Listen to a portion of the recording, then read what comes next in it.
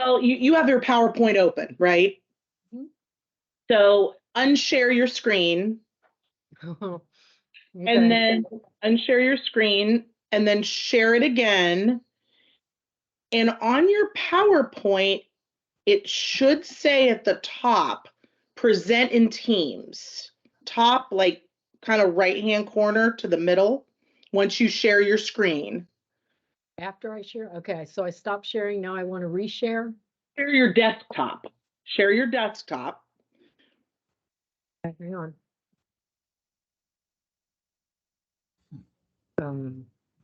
Wait a minute. Oh, share my desktop, not my screen. Share. I think it's screen. It's the one little box. I think here, let me just see. What does it say? It says screen. It says screen. Yeah. And then on your PowerPoint, there should be something at the top of your PowerPoint that says present in Teams. Is there like the top kind of center to right-hand corner? Does it say? Let's see. I don't see it there on yours, but I think sometimes people can't see it. Share that orange button that says share. Yeah. Is that, I don't know, maybe you don't have that opportunity to do that. We do on ours, but it looks like I don't see it anywhere. But your record button is there.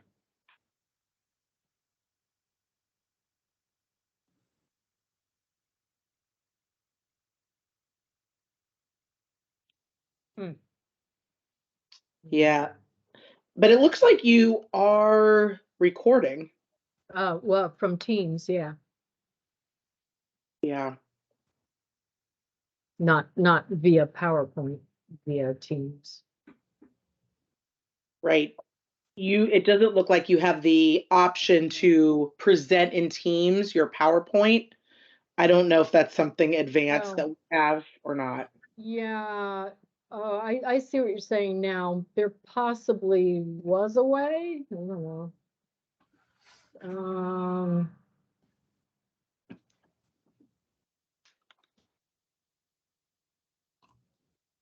No, it's a mystery to me. Yeah, sorry. That's okay. I do that on my own PowerPoints. Yeah, so at my desk, I do use 2 monitors. I'm just not at my desk, so maybe that's the secret. I don't know. Yeah. But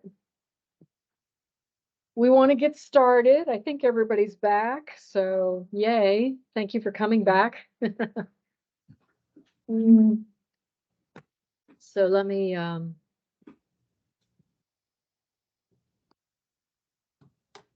right. Here we go. I used to be able to do this without my readers, but can't do it anymore. All right, so we want to start on the topic of dementia. And okay, so 5.3 million Americans are affected by dementia. It's often called the long goodbye. And oh yeah, okay, all right. So as an ombudsman, we do want to understand what's happening in the brain and why people might be saying some of the things they're saying, and then just some real basic tips on how we can try to communicate with someone who has dementia. So sorry, let me check my notes here. What do they want me to say about this? Yeah. Okay, caregivers, wow. Oh. All right. We're just going to go off of what I think we should say. Okay, so dementia, you know, I mean, yes, age is a factor, heredity a factor. African Americans have a 4 times greater chance of developing dementia. Hispanic Americans have a 2 times greater chance of developing dementia. What I want to get at is, okay, this is what I want to get at. What is dementia? Because this is going to be on your exam. So dementia is not a specific disease, but rather it's the general term for the impaired ability to remember, think, or make decisions that interferes with doing everyday activities. So it's dementia is the umbrella term. Underneath that, there's about 40 types of dementia. So Alzheimer's is the most common type of dementia. So Alzheimer's is considered the disease. Dementia is not the specific disease, but rather sort of that umbrella general term for these 40 different types of dementia. And Alzheimer's, I think, is more than 50% of the types of dementias. So mainly affecting older adults, yes. It's important to remember that while the cognitive abilities change, people living with dementia can still, again, it's a continuum, right? So in early stages, people can be really fully functioning, then maybe more support through caregivers, et cetera. And late stage dementia, maybe not so much. So again, early stages, mild stage to the most severe stages.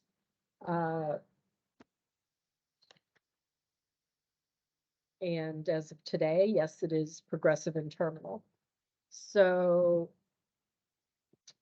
we're going to start by maybe some other things that people may call dementia or may think is dementia, but maybe it's not, right? We already touched on a UTI. If somebody has a UTI infection, they may have memory issues. They may be behaving very anxious and it could be as simple as a UTI, not always. And then maybe somebody coming out of a surgery, the anesthesia stays in their system for a very long time. So maybe they seem like a little delusional, or they're seeing things, or it could be anesthesia. And we already said sometimes dehydration or malnutrition can also maybe present as dementia. But as soon as somebody gets rehydrated properly, they're clearly thinking and they're, back to them old selves. So there's a couple things like that sometimes people call dementia, but it's not. We touched on the mental illnesses. Somebody could be having a reaction to medication or drugs, and they're forgetful, or they just can't speak properly. They're at a loss for words, loss for sleep. So maybe dementia, maybe not. And here's just some of those dementias that I was mentioning. So Alzheimer's. This says 60 to 80% of all cases of dementia can be attributed to a typical or an early onset of Alzheimer's disease. So that's higher than I thought. Vascular dementia, 10% of the cases, it could be, it acts like a mini stroke. So impaired judgment, or ability to make decisions, plan, or organize. Lewy body dementia is a very, very aggressive type of dementia. And so you've got these abnormal protein deposits that are disrupting the synapses and how the brain communicates. These other types, you don't need to know them specifically, but generally it's a personality change, memory loss, impaired thinking. It could involve vision changes, insomnia, difficulty speaking, jerky movements. So I guess it's interesting to note that Parkinson, while usually associated with the shaking and so forth, but it has a type of dementia also, that acts like Alzheimer's dementia. Alcohol or drug-induced dementia, WKS, which stands for, two people's names, Wertheim Kaufman. No, okay, don't quote me on that, but WKS, somebody who has, severe alcoholism, to the point where it affects the brain, can develop something called WKS, which is basically an alcohol-induced dementia. Sometimes it's reversible, sometimes it's not. All right, so dementia, the umbrella term, Alzheimer's, the largest portion of that. Now, the stages of dementia are not clear-cut like this. You can't say specifically this is clearly early dementia, this is clearly middle stage dementia. So it is a continuum. So early stages of dementia, people are often cognitively intact. They're able to adjust. What's important is if they can have a familiar routine. They may be telling the same stories over and over or repetitive questions. People with early stage dementia think they're fine. They may physically appear fine. They get easily distracted, especially by the past, and they can get emotional quickly. As dementia progresses, people lose their fine motor skills. They have diminished visual and auditory awareness. Sensory tolerance changes. So in the middle stage, you see increased fidgeting, touching, and rummaging. They may react, or they use routine phrases over and over. Probably they begin to need help with transportation, money, medication, things like that. In the middle stage, as an ombudsman, fall prevention is important. And as well as a schedule for hydrating and for using the bathroom. Later stages of dementia, the brain has decayed more and more. People they only have a few words left.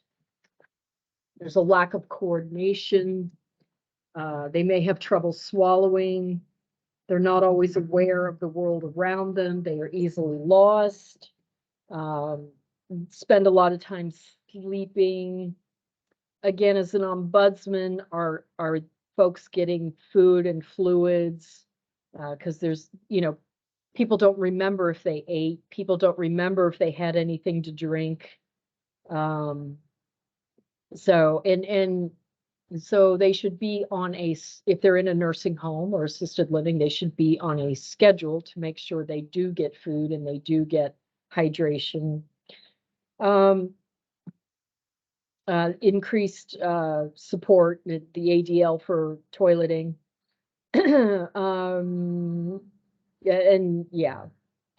So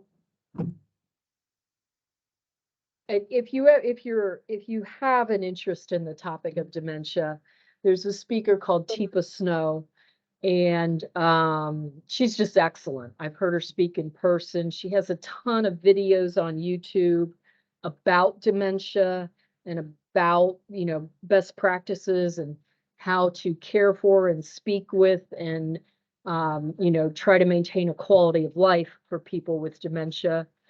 Um, a couple things, I don't think they're in our slides here, but as the brain decays and it decays, first people lose words and then they might lose their fine motor skills. At the base of the brain is the limbic system, and that's the last thing that decays. So you retain your limbic system, but that is the most ancient part of the brain. And the things that reside in the limbic system are things like curse words, racial slurs, sexual talk. So especially if there are aides that understand this, it can be a problem because, somebody can't find the right words anymore. So they might start calling somebody a bitch or, whatever. We had a case where this fellow was using the N word a lot. And, if you care for someone with dementia, if you're an STNA, if you work in a memory care unit, you have to understand that. You have to understand that this person is not intentionally or maliciously using the N word or not intentionally talking about his penis or whatever. That's the only part of the brain that remains, and those are the only words this person can find. And so we've had incidents where STNAs just would get angry and lash out at the resident and not understanding that that's the disease talking. That's not the person. So, certainly anybody working in memory care should have that type of training and understand that that's what's happening to the brain. You may have seen we have, I might be jumping ahead because we might have a video on this. It's called music and memory care. So, a part of the brain that retains, for a longer period of time is the part of the brain that recognizes music and art. So, people might be, not be able to speak but all of a sudden, if you put music on, they can sing along with the words and they remember all the words and all the songs and they just, it's a totally different person. They light up. And the same with art. Maybe people cannot read, they can't speak, but all of a sudden they may be able to just draw and paint and, at a high level. So, we want to understand these things about the brain. I read just here shortly that what I just read to you, the the brain can get stuck in a rut. So people keep using the same phrase over and over and over again. And one of them is, I want to go home. I want to go home. I want to go home. And so as an ombudsman, what we don't want to do is rush to the social worker and say, this person needs discharge. They want to go home. Because when you're in a dementia unit or dealing with someone with dementia, where is home? They may be remembering, they may be living at a point in time where they think they're, 30 years old and they have a house in the suburbs or something. And that's what they're remembering. That's what they're thinking. That's what they think home is. Or, I want to go home. I've asked someone, where's home? Well, with my dad, we have a farm upstate and it's time to feed the chickens or something like that. And they're just living in a time period in their mind where that's where they think they should be. So, and there's other phrases that people just get stuck on, like it's like a broken record. They'll just phrases or whatever. And so the aides or whoever's caring for them, you should understand what it means to redirect. So somebody is stuck in one of these broken records, so you have to redirect them. Maybe play some music or redirect their thoughts to, let's take a walk down the hall and let's go to another area. Some memory care units have stations. So let's go to the folding station. So there's a basket of clothes that need to be folded. So this is something in their memory that they maybe know how to do. And some people can sit there for hours and just fold clothes, over and over again. But they're content. They're not agitated. One of the things we'll do as ombudsman, we are in a memory care unit. You may or may not be able to have a conversation with someone. It may not be possible. But one of our observations is, are the residents, content or are they agitated? Or, most of the residents, are they, do they seem pretty calm and peaceful, or are they just, screaming and, upset? So, sometimes that's all you can do when you call on a memory care unit, is just make observations, or again, are the people dressed? Are they, are they, maybe go during a meal time? Do they look like they're eating? And things like that. Memory care units should have a different activities calendar than the general population long-term care residents. There's all kinds of special activities that should be accommodated in a memory care unit. And there's lots of research behind them as far as whether it's maybe it is old TV programs, or maybe it is music, or maybe it is art, or maybe, there's certain physical activities, just chair volleyball type things, or so those should all, yeah, those are some things that we look for.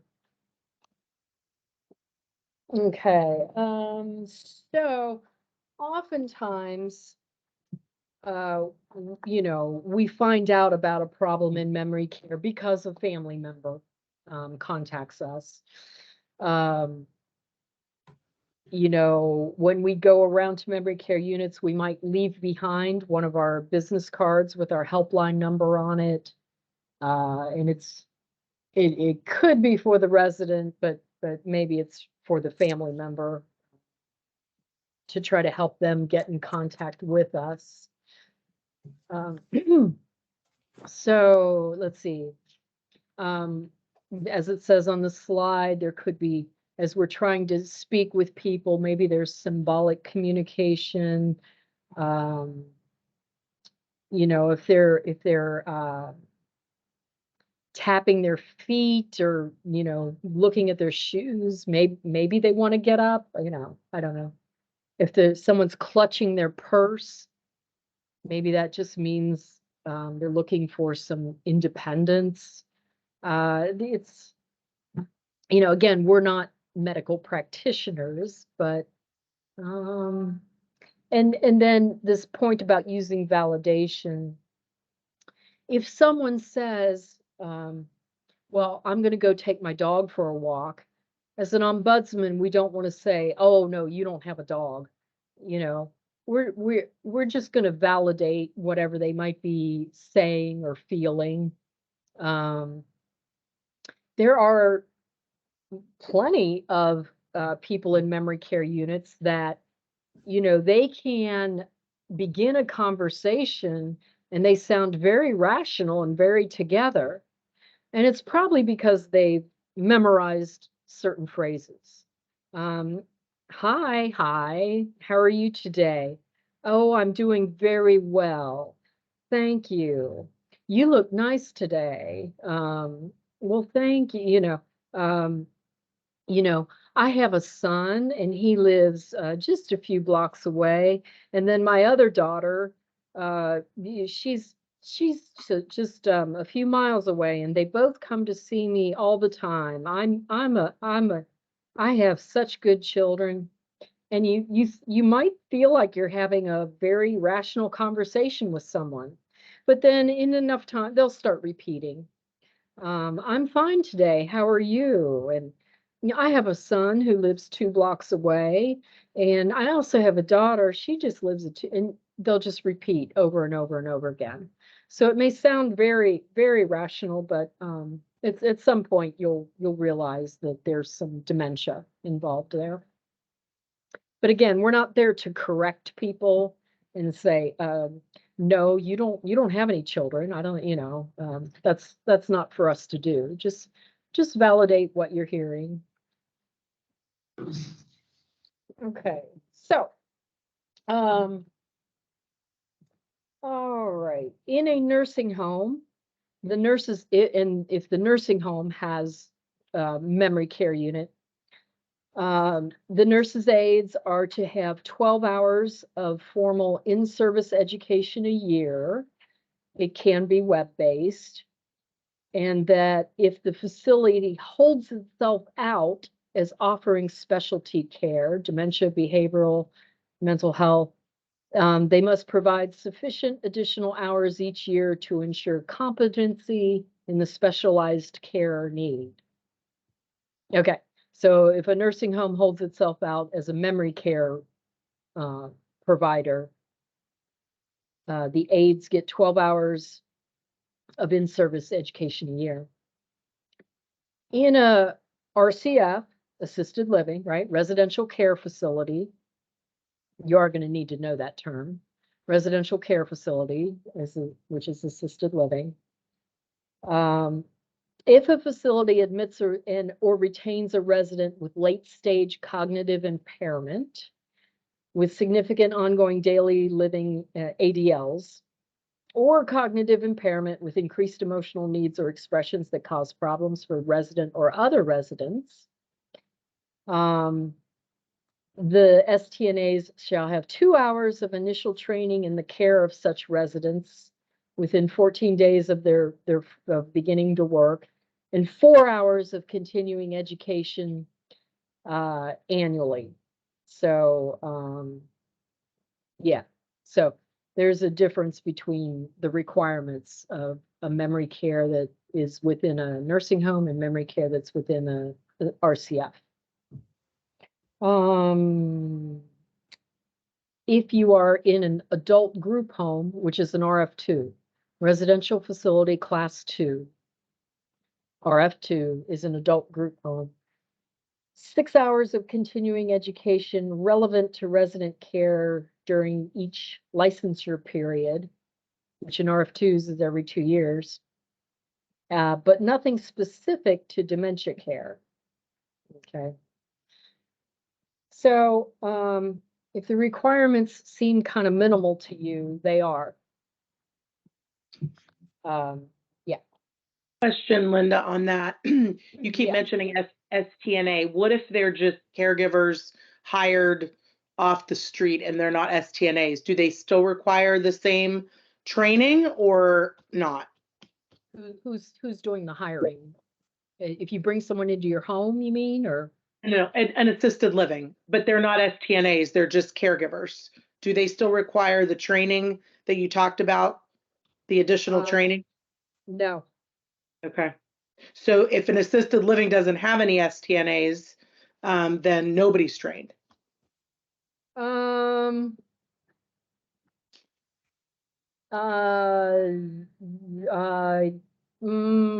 I don't think that's true, but I would have to look that up. If you hold yourself out as a memory care unit, I'd have to dig a little deeper, but I'm pretty sure the wellness director or the administrator. There's something there. So now I don't know too many assisted livings that don't have STNAs, but obviously you have this experience, and so you're telling me that Yeah. that happens. It's one in Dayton right now. They don't have any nursing people on staff. They don't have any directors of nursing, director of memory care, no STNAs. We moved them out of there a week ago, but it's just disastrous. So yeah. And this is a private pay, very, very expensive assisted living / memory Okay. care. All right. So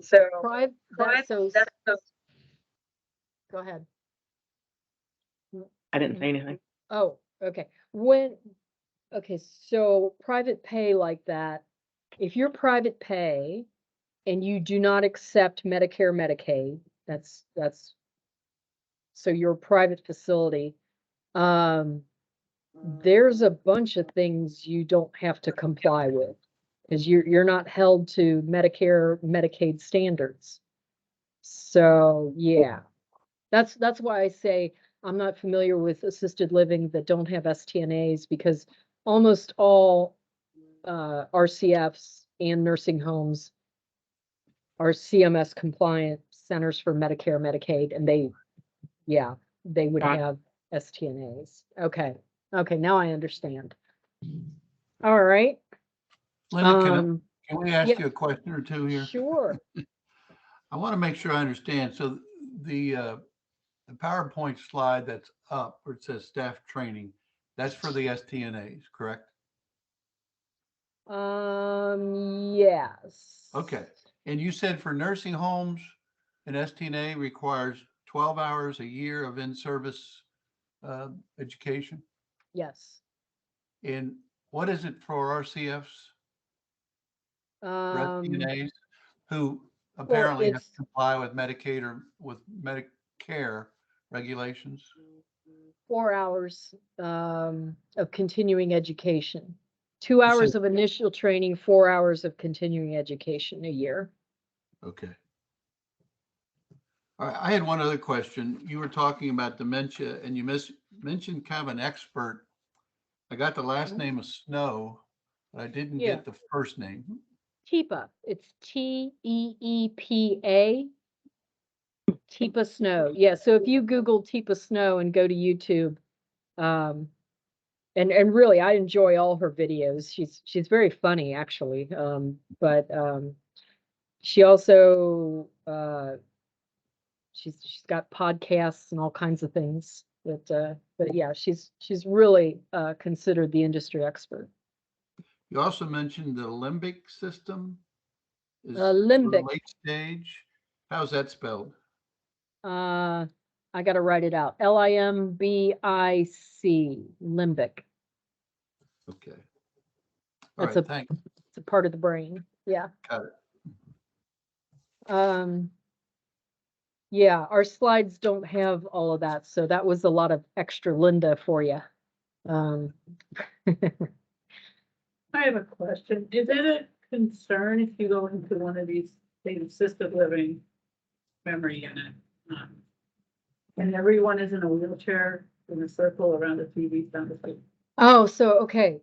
I'm going to bring up two more things that are Linda's specialties for you.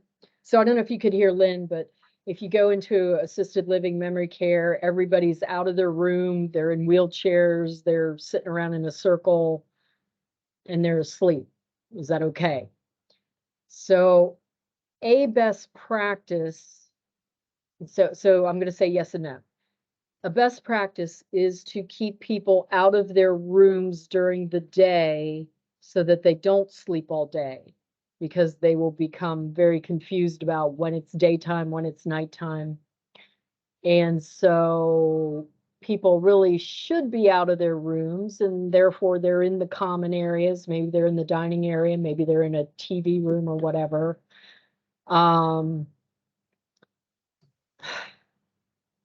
They probably shouldn't be sleeping, but maybe they are, because we said one of the characteristics in late stage is that people sleep a lot. So, or are they sleeping, or are they just kind of slumped over? You do see it. You do see it. So, yeah, they're out of their rooms, which is probably a good thing. If they're very late stage, you're not going to prevent them from sleeping anyhow. So, yeah, yeah. So it is best practice to have people out of their rooms. As an ombudsman, if somebody says, I want to be in my room, then that's their right. That's their choice, right? That's self-determination. And their wish should be granted. If they want to go back to their room, they should be taken back to their room. Again, the facility would try to explain, well, you'll be awake, at 2 a.m. Is the person going to understand that? Maybe, maybe not, probably not. There's something else called sundowning. So, as part of the disease, as the day goes on, therefore, as the sun goes down, they might be fairly coherent in the morning, and you might be able to have a conversation in the morning. But as the sun goes down, they become maybe more anxious, or maybe more just can't find the words, just more, they're experiencing more and more of the symptoms of dementia. So sundowning is a real thing. And, sometimes medications are used, but there's really not a good answer, right? It is the disease. But if you need to have a conversation with mom, maybe you have to do it in the morning, or dad, or whoever. And likewise, if there's maybe an issue that the ombudsman is trying to solve, it's probably better to maybe do it in the morning, because maybe somebody can express, I want to take a bath and not a shower. I don't like chicken. Stop serving me chicken. But maybe late in the day they wouldn't be able to even express that at all. So sundowning. Okay, what do we got? Okay. Glasses, yes. All right, you're still doing your advocacy visit. You enter the dining room and notice a woman in a wheelchair sobbing uncontrollably. She looks visibly very frightened, and you hear her say, I have to go home. She needs me. You see an STNA and a dietary aid nearby, but no one is moving to the consumer to ask her what's wrong or to help her. You approach the aide and ask, is everything okay?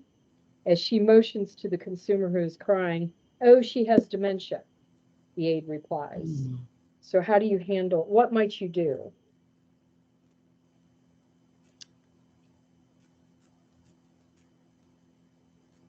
Well, again, kind of following Get consent. I think what we're supposed to do is you first would talk to the resident to try to determine what's the cause of the behavior. Um, is it related to dementia, or is she having a real emotional issue? Yeah. So I would try to get as much information, and then if possible, I would ask for consent to talk to the staff people.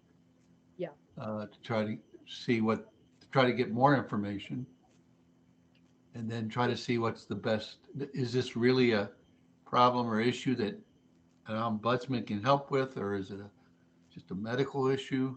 Right, right. Try to make those determinations. Okay. So yeah, so this is good. This helps me bring up a point. Here's a scenario where we might not need consent. Here's why. you as an ombudsman, you observed this. This is your, what you're seeing. You see a situation. So that makes you the complainant. So you don't need anybody's consent because you're witnessing this. And this applies outside of, this is not just for memory care. This is anywhere. If you're doing a visit, and this actually happened a couple weeks ago, you're there and you see an aide push someone down, you have just witnessed with your own eyes some abuse. And so you don't need anybody's consent because you saw it. Okay. And so here you are seeing this woman visibly upset. Yes, I would try to approach her knowing that if I say hello or, you know, try to be real gentle about it, I may, you know, she may continue crying or what I may, you know, it may make no, she may not even realize I'm there. She may continue to cry, but at that point, you know, maybe it says you've heard, you know, you may be able to figure out that, as it says here, you know, she believes, um, well, no, it says in my notes, not in your notes. She believes her child is home alone after school. So, you know, maybe you are able to get that much out of it. And so, and then it's okay to counsel the aides, right? You know, someone who's experiencing anxiety like this, they shouldn't be ignored. So it's okay to ask the aide, you know, I hear her saying, you know, that she thinks her daughter's home alone. Can you redirect her? You know, how about if you redirect to the resident? Could you redirect her? Well, you know, we shouldn't have to Right. tell an aide how to do their job, but They shouldn't be that, ignored. but it's, you know, someone should not be ignored. Exactly. That's the bottom line for that scenario. Okay. Well, I'm just trying to get the nuance here because one of our earliest first scenarios, as we heard, is an FPNA who was speaking to Betty very harshly. Yes. But we needed Betty's permission to speak, to do anything about the age speaking harshly to her, but we were a witness to that. It's like, Okay, well, that's a good point. So there were two things happening with Betty. One was um, her uh, the chocolate bar. the Kit chocolate, Kat. the Kit Kat, Yeah. Kit Kat. The Kit Kat was taken away from her. And then the second one, and I think Kelly pointed this out, then the aide was being disrespectful. So there's kind of two issues there. So issue one about the chocolate bar being taken away, um, you know, we needed to get to the root cause of that, what really happened there. So, I mean, while we're, but in fairness, if, you know, if we witnessed the rudeness or whatever the aid was, yes, you can call out that piece Okay. to a supervisor or the charge nurse, whoever's, yeah. Okay. You can say, listen, I've been making rounds here, been talking to people, and I witnessed, you know, you wouldn't even have to name Betty. You could say, ideally, maybe you can see her name tag. I witnessed the aide, the young lady over there, whoever it is. I witnessed some pretty rude behavior with a resident, and you could leave Betty anonymous. Right. But yeah, you can call that out. Okay. Okay. Yep. What if we, what if we see something that, as you say, arises to abuse or neglect? Let's say an aide slaps a resident. Yeah. Obviously, we're going to report that to a supervisor, but you had said something about we could become the complainant. Do we have a duty to report that to ODH or? No. So two things. First of all, when you see anything serious, you're going to call your staff ombudsman. Because, Okay. you know, we don't want you handling abuse and neglect on your own, and nor should you. So you're going to call the office right away. Now, and you'll talk it over with your staff person who will confirm what you should do next. But we are not mandatory reporters. So an ombudsman is not a mandatory reporter.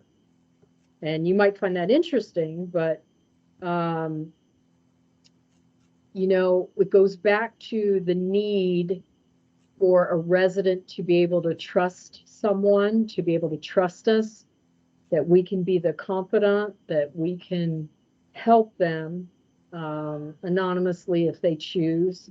And so for that reason, we are not mandatory reporters. Now, you know, one of the steps, you know, first we're probably going to go to the administrator, and we wouldn't have you do this alone, right? You're going to either be on the phone with your staff person or handle it some other way. You're not going to do this on your own. And then as a second step, we may make a complaint to ODH. We can do that. But again, you're not going to do that on your own. Your staff person is going to issue a complaint to ODH if that's the next step we take. Yeah. Okay.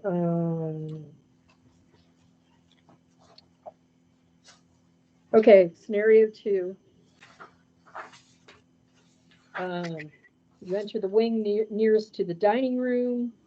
You enter a resident's room and discover a young woman sitting with a resident holding a pill. She's speaking with someone on a cell phone. Her voice conveys concern as she says, "I have no idea what this medication is. No one asked me before prescribing it to her."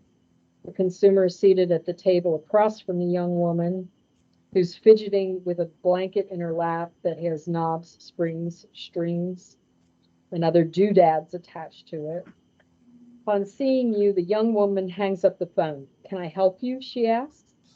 You explain your role in the Ombudsman program. She seems relieved and excited when she realizes that you can most likely help her. "Oh, thank goodness you're here. I have no idea what this medication is, but the facility physician prescribed it to her." She holds out the pill, and you says that she looked it up, and it's called clonazepam. I'm not saying that right, I'm sure.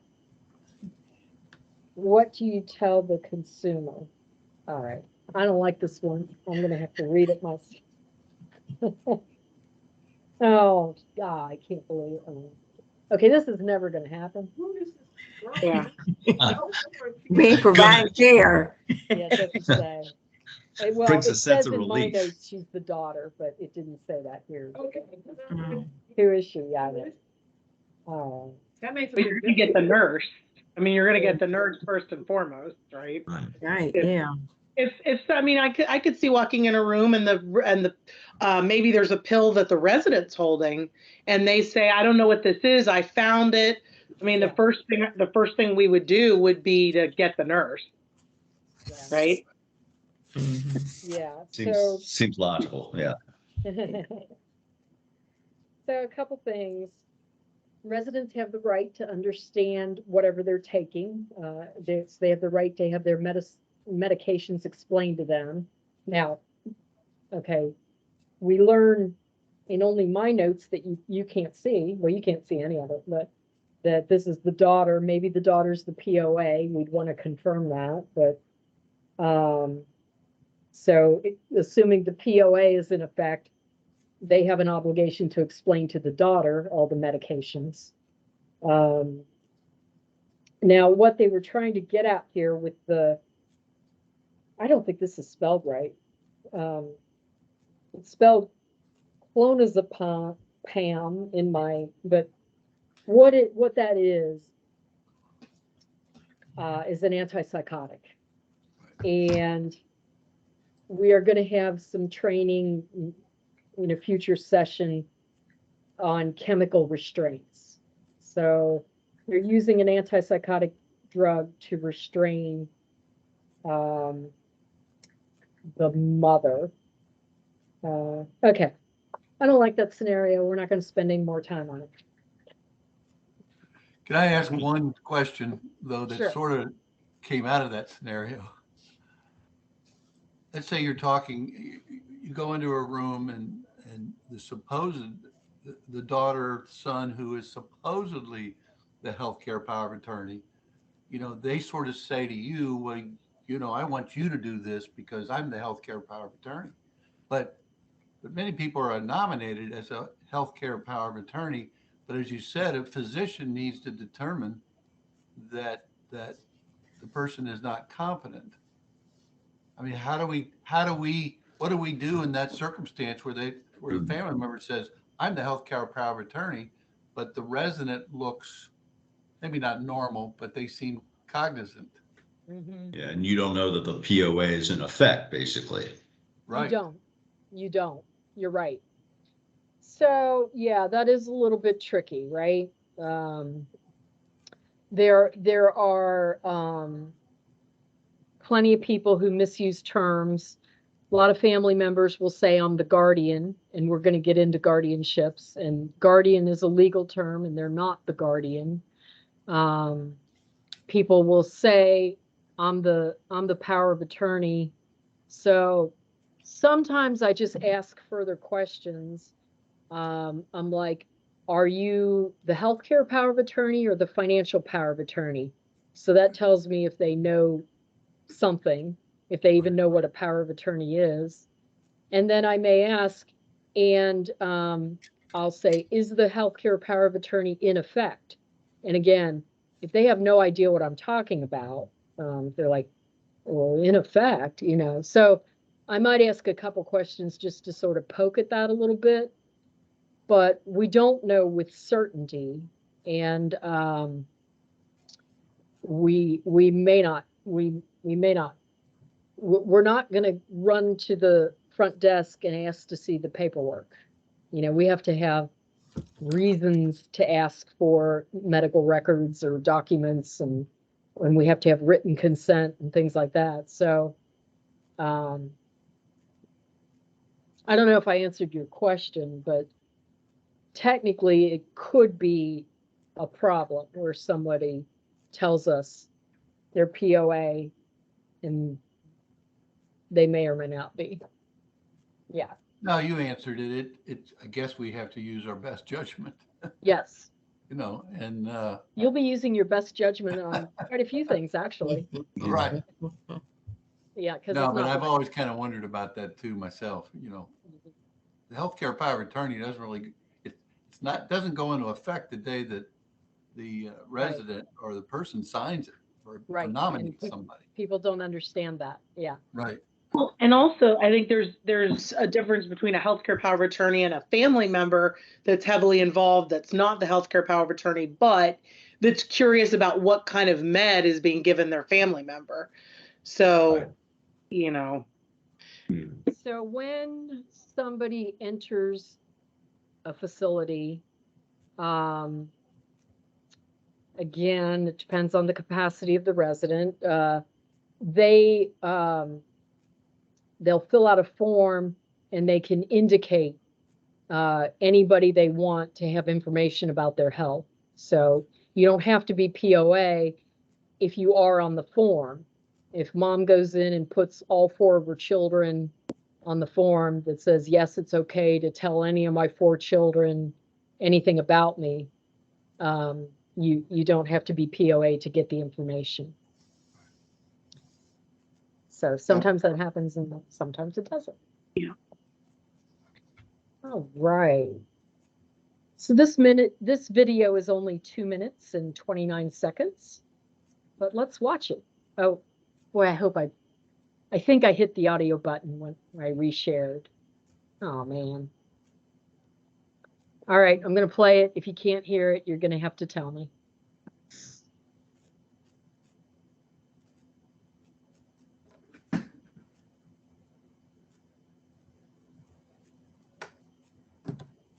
She was diagnosed with dementia and Alzheimer's 8 years ago. But in Florence Vigod's golden years, she has been a gift to those around her and a true testament to the magical power of music.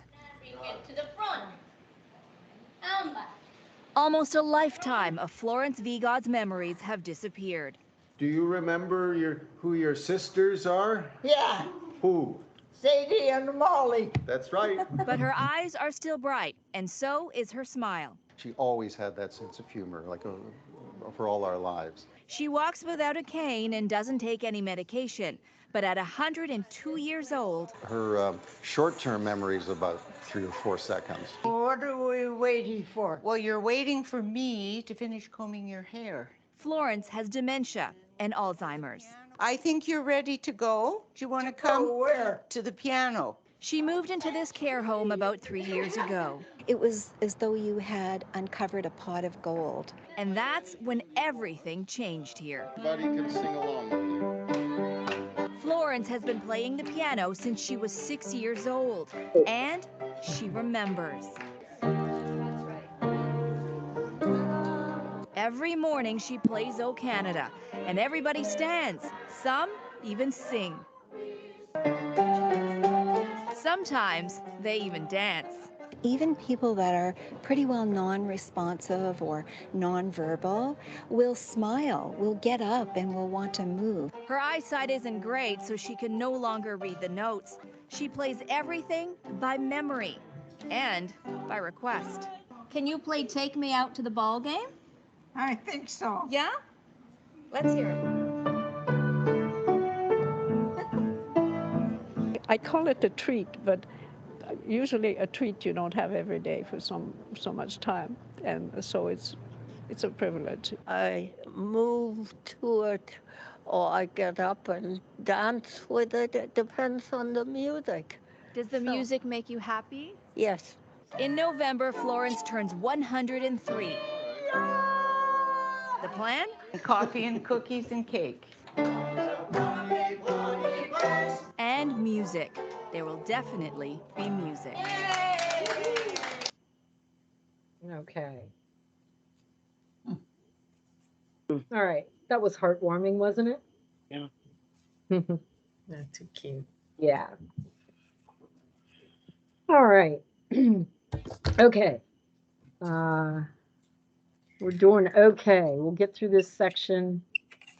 I'll give you another famously short break. And then we'll move on. Okay. Myths and stereotypes. We just want to touch on these because when we're trying to resolve a problem for a resident, sometimes we get a little pushback, right? The staff will, well, very commonly, we don't have time for that. We don't have staff to do that. This second bullet point, it says remember, but I don't think we've seen it yet. But I believe this is on your test. This is, according to the Nursing Home Reform Law of 1987, this is the definition of what a nursing home must do. So a nursing home must provide services and activities to attain and maintain the highest practicable physical, mental, and psychosocial well-being of each resident in accordance with a written plan of care. Okay? That's the job. That's what providers are to do. That's it, right there. And so that, and we will see this again, and you will see it on your test. And so, you know, there's kind of an old adage, well, nursing homes where people go to die. Well, that's not the mission.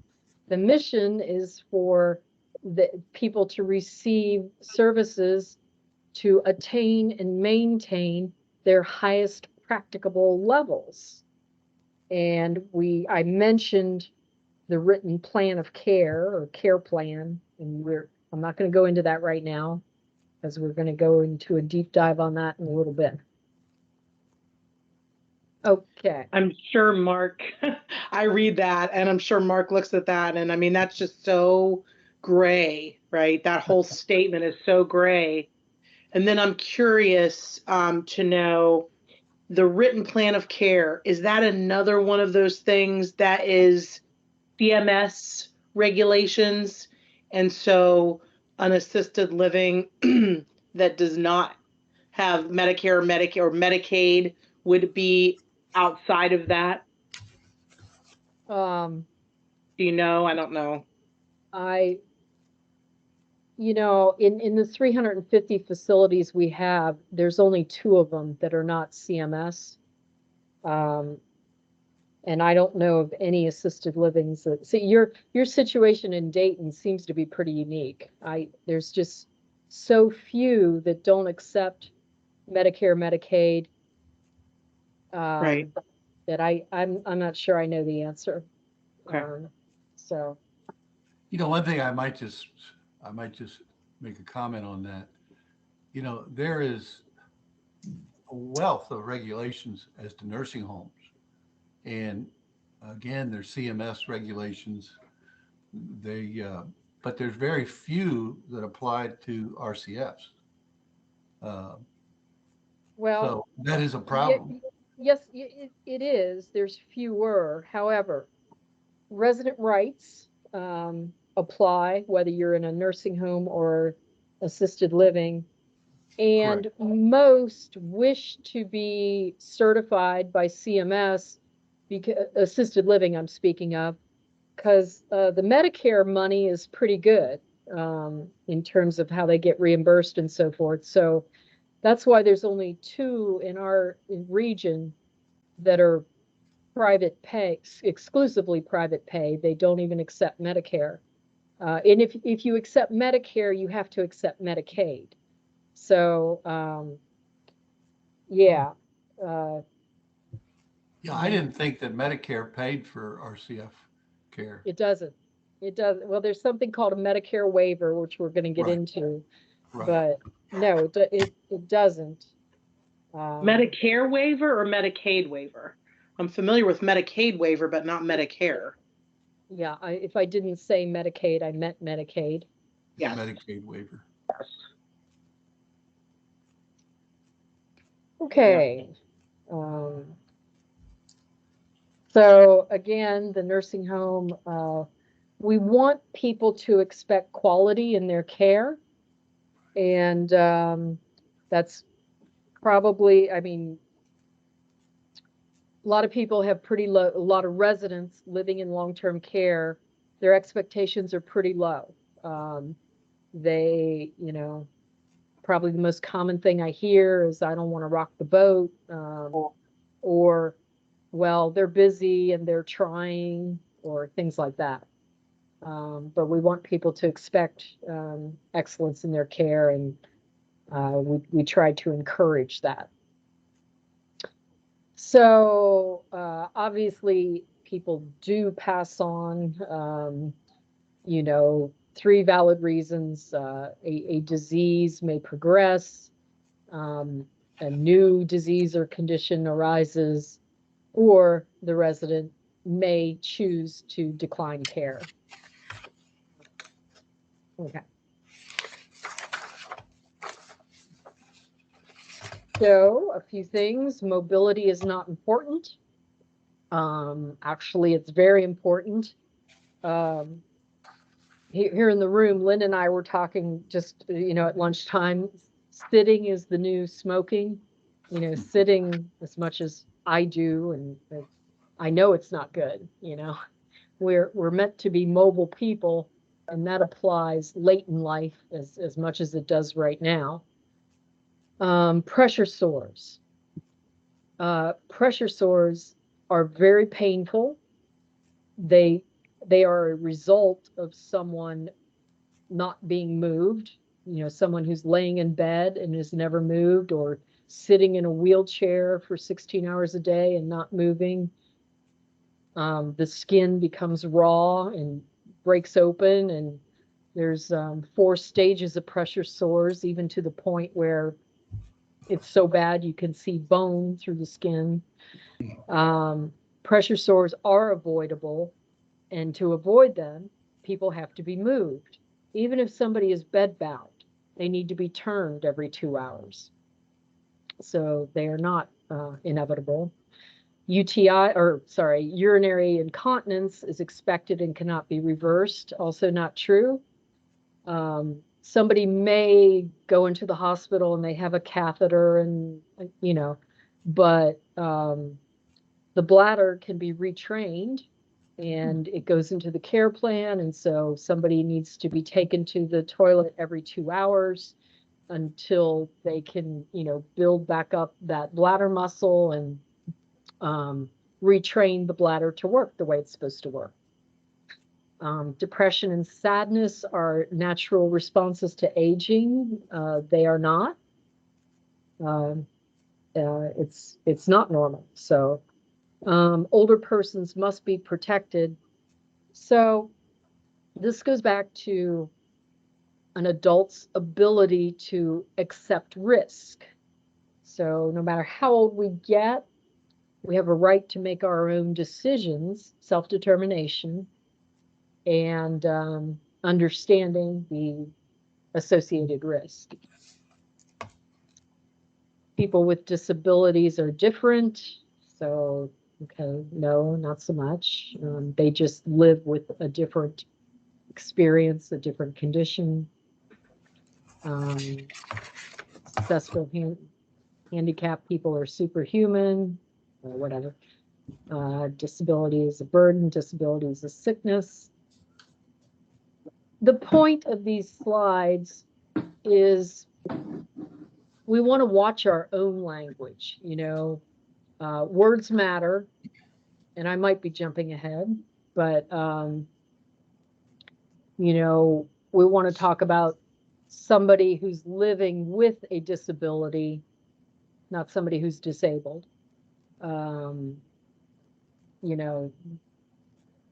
Somebody living with dementia or Alzheimer's, not, certainly not, she's crazy, right? Our words matter is the point. People with mental illness are violent. That's not, that's not a true statement.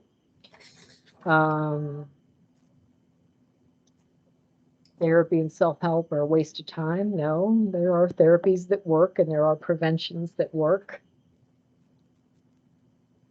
Okay. I don't know that we're going to do this one. Let me think.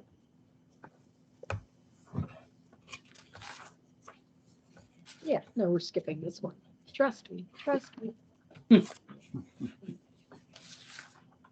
So this is your homework assignment, which I will be emailing out to you. And yeah, you're going to send me an example of ageism. Yeah. Okay. 5 minutes. 5-minute break. We're kind of, we're going to come back at 2 o'clock and we're going to start module 3. We will not complete module 3, but I hope to get into it. Yeah. Okay. 5 minutes.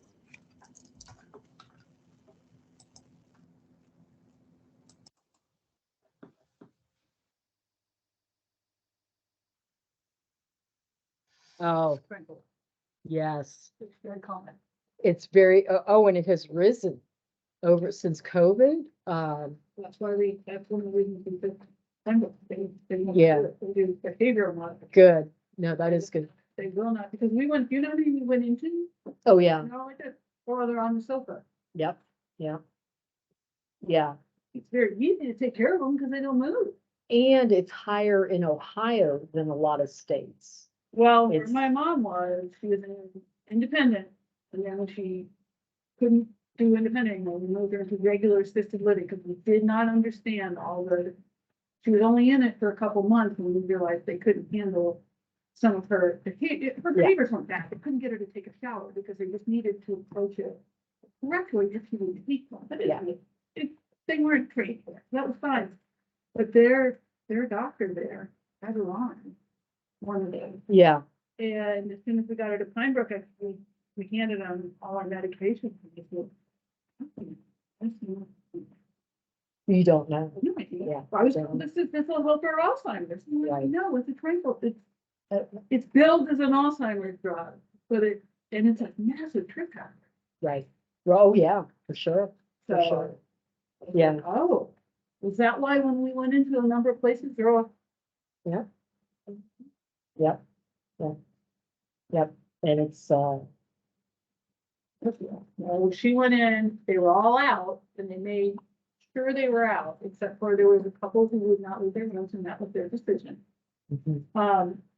And they were out and awake. Yes, there are some those things. You put me in a nice comfortable chair after a meal, I'll fall asleep too, probably. Right, right. But it wasn't the same. I got you. I got you. It wasn't the same, yeah. So it's not that we'll discuss it. Yeah, we do have a section on that, but I don't have a magical answer for it either. It's very there is, there are some, there's several things poking around the legislative, committees and whatnot. Because, I mean, I've seen charts before COVID hit, the use of antipsychotics went like that. Because it was easier to do. Yeah. Well, like I said, And now it's at this new level, it's at this new high. during COVID, you couldn't get my mom to stay. They were like, what was she supposed to do in her room all day? Didn't have a TV. Oh. You couldn't sit, you can't read, but you can't read a book or magazine. So she needed to be up and about and doing activities.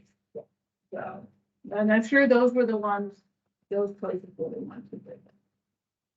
I'm sure. Now I do see why, but Well, it's not an excuse. you can't do it for convenience, and that's what it makes it. That's what it all is. That's what it all is. Yeah. But they're harder to deal with if they're wide awake and kicking.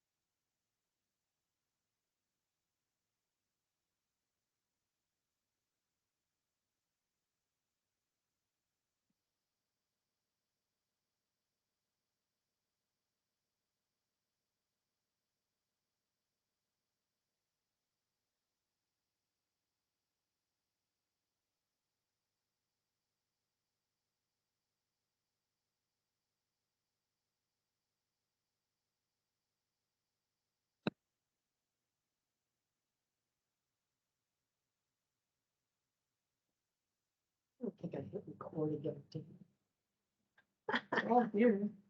I know. It's a good thing too. Just know that if you guys miss, I may or may not get better. I gotta get better at this. Ah,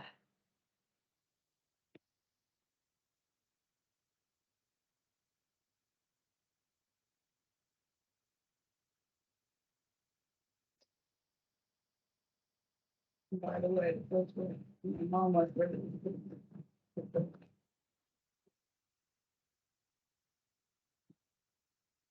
mhm.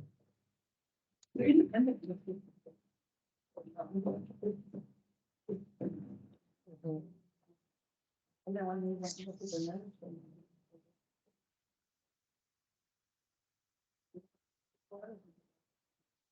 We didn't know what was going on, we didn't know what was right. Yeah, yeah. Good, trust your instincts, right?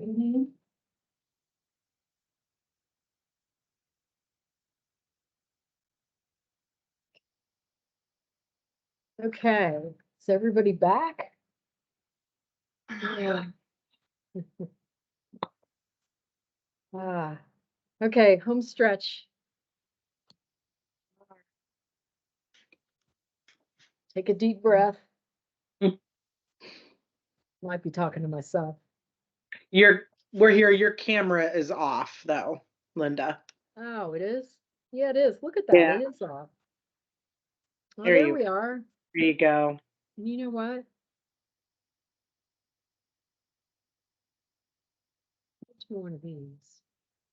Oh, look at that. Yeah, I don't like that. That's nice. Yeah, but yeah, we're not doing that. Yeah, I hear ya. It's disarming when you see yourself next to your slides, Yeah. right? Yeah. Well, because I'm only using my laptop, it's covering up too much of my slide. So, all right. Okay, here we go. Ready? Module 3. Module 3. There we go. Okay. All right. We are going to talk about level of care, staff roles. We're going to talk about ODH. Okay. We're not going to get that far today. Okay. We might get through the first bullet point. That's about it. And then we'll pick up next week with the rest.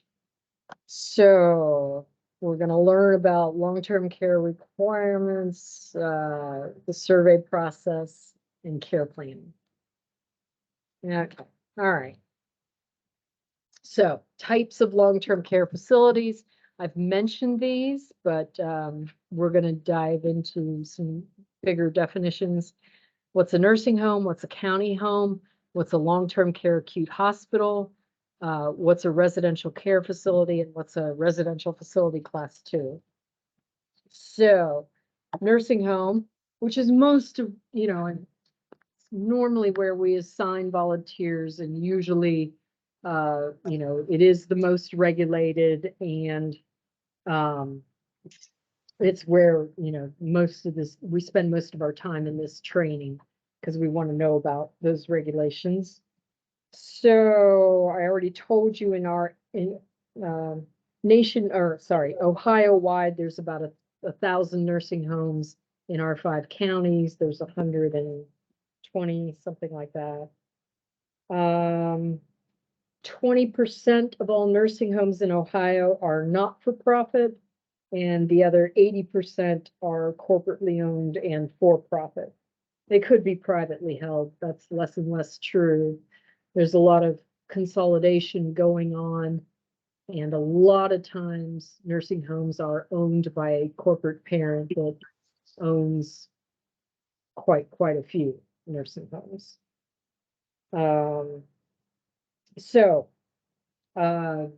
Nursing homes are licensed by the state of Ohio, the Ohio Department of Health license, and it's just the Ohio Department of Health. That's who issues the licenses.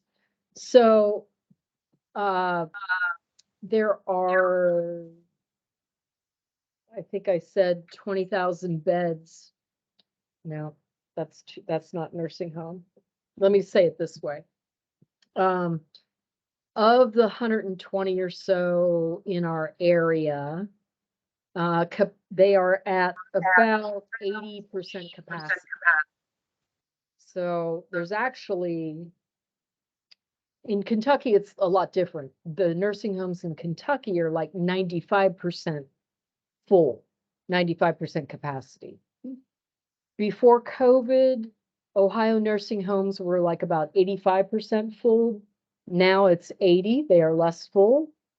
People died, and then people took their loved ones home and have kept them out of nursing homes.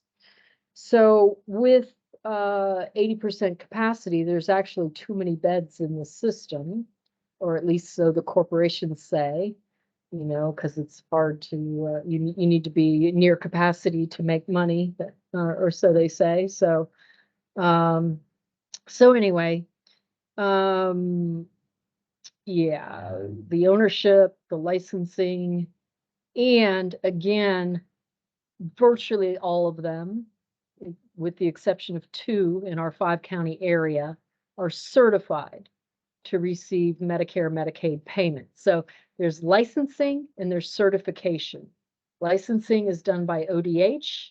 Certification is done by CMS, Centers for Medicare and Medicaid Services. Okay. We talked about this already. Most people in nursing homes, they probably have 4 or 5 ADLs. We know what that term is now. Maybe they need help with medications. So they could be at a nursing home for short-term rehabilitation or long-term care. Short-term rehabilitation, the ombudsman still will advocate for somebody who's only there for, 20 days, let's say. It's still considered long-term care, even though they're there for rehabilitation. There are nursing homes that specialize. So for example, not all nursing homes can do vent care, okay? So if you or your loved one or someone needs ventilation, be on a ventilator, your choices will be much more limited. Likewise, I mentioned dialysis. If you think you need dialysis on site, there's only a handful that will actually do it on site. And then we've talked about dementia units, or really memory care units. Some places hold themselves up as specializing in memory care. Some places hold themselves out as behavioral care, and they have what are called locked units. Dementia and behavioral units are locked units. So how does this get paid for? I think this is where I need to go into a Linda tangent, probably. So, all right.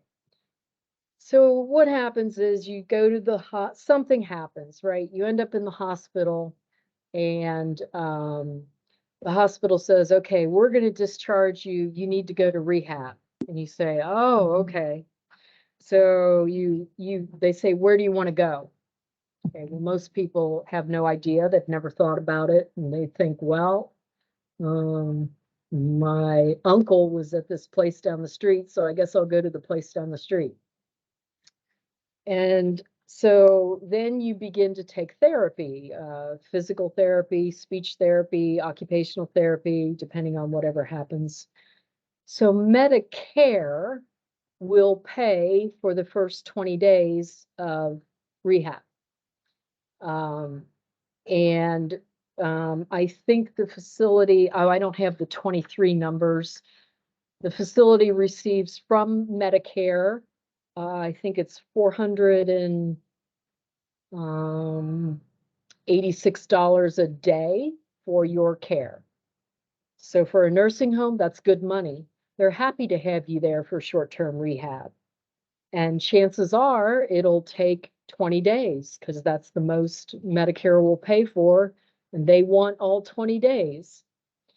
Maybe you need all 20 days. Maybe you don't. Maybe you could be discharged sooner, depending on what happens. And a lot of people don't know that. Sometimes we run into people and they say, well, I'm ready to go home. I can walk, and it's like, okay, well, you have a right to be discharged. You do not have to stay here 20 days. And so we try to tell, we walk people through the discharge process and tell them that they can leave. If, you know, the doctor has to say it's okay for you to go home, right? You don't want to leave against medical advice, but some people could be discharged sooner. They're usually not. They're miraculously cured on day 20 and they discharge on day 21. Should you need additional therapy, care, whatever, Medicare will then pay for day 21 to day 100, but you pay your copay. So that means you, as the individual, you have to pay, I think it's $192 a day. So, you know, that can add up pretty quickly, but if you still need additional therapy and additional care and you're not ready, it's not safe for you to go home, you need to stay where you are. And, you know, that's a call we get all the time too. You know, they want my husband to come home. I can't take care of him because he can't even walk yet. Okay, so we get involved and explain that you do not have to be discharged. You can stay, you can continue with therapy, but you are obligated to pay your copay, your Medicare copay, which is, you know, $192 a day. After day 100, Medicare is done. They're not going to pay for long-term care at all. So day 101, you become what's known as private pay. That means you're going to pay everything. The average cost of nursing home care in Ohio is $8,100 a month.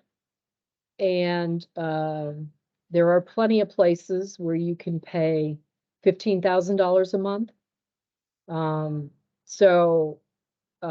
then there's places that are less, but the average statewide is 80, what did I say, 8,100, something like that. That's pretty close. So you are private pay. And that means you're using your savings. If you have any savings, you are using your money to pay $8,000 a month. Well, a lot of people that exhaust their savings pretty quickly. So when you exhaust your savings, you then apply for Medicaid. And it's a process, you know, they want to look back at 5 years worth of records.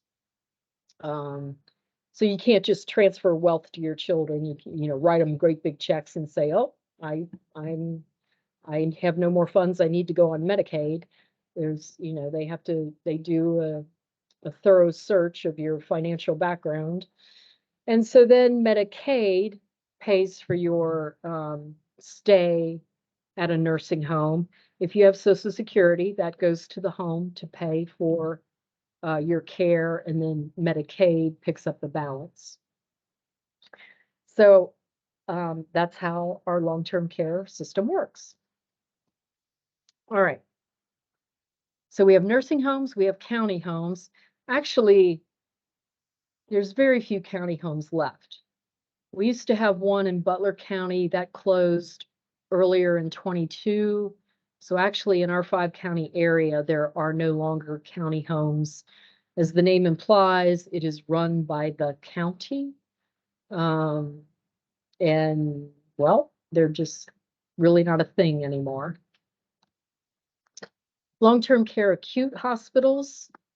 So in our area, there's a couple. There's Drake, and there's it's relatively new, and it's in Blue Ash, and it's called Specialty Care, maybe. Okay. Anyway, long-term care acute hospitals, it's usually, as it says here, you know, somebody who's been transferred from intensive care or critical care. They usually still need a very high level of care, possibly greater than what a nursing home can provide. This is usually head trauma. These are the TBIs. These are the ventilator cares. it's kind of a step down from a hospital, but it's long-term acute care.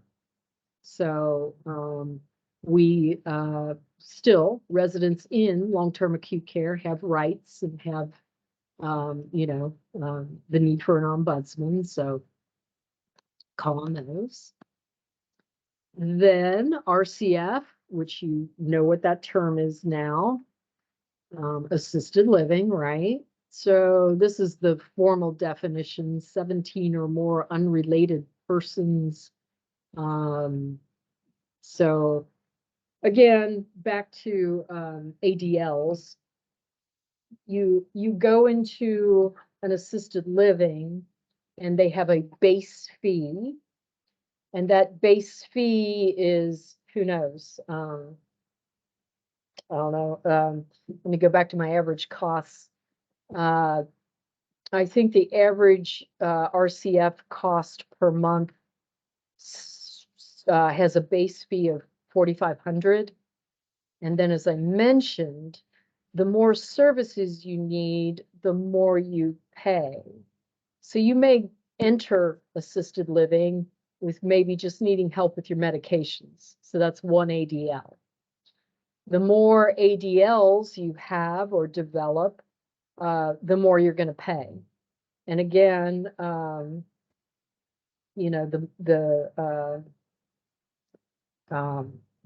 if you need help, they'll provide it, but you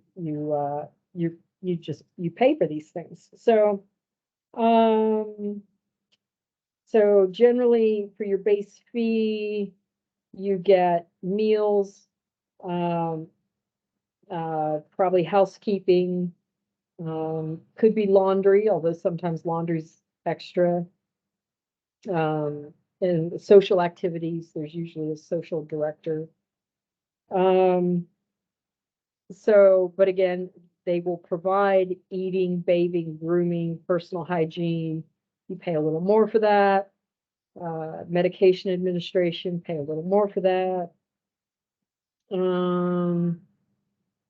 If you're to a point where you need, for example, the insulin shots, that you're probably going to need to be in a nursing home at that point, although some do.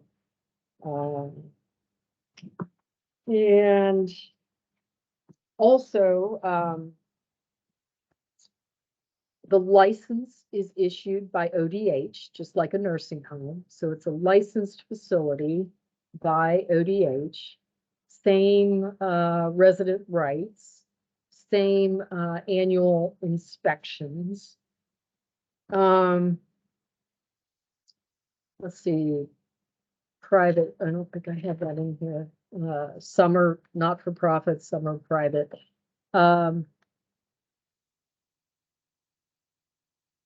Oh, I've got another slide here. Okay. Okay, so, instead of an administrator, the title is usually executive director, but that's still generally the same role. Instead of a director of nursing, sometimes it's called the wellness coordinator. So if the facility administers medication, they must have an RN. So that wellness director needs to be an RN. Or it could be an LPN, I'm sorry. An RN, a physician, or an LPN. Chances are it's going to be an LPN. And that's, no, okay. The facility contracts with a psychologist or a physician, yeah. So let me see what I need to tell you elsewise here.